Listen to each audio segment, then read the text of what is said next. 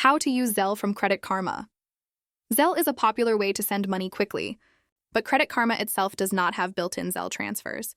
Instead, you need to connect your bank account that supports Zelle and then link it to your Credit Karma profile. This way, you can move money safely and keep your financial accounts connected. First, open the Credit Karma app and log in with your account. Go to the Linked Accounts or Accounts section from your dashboard.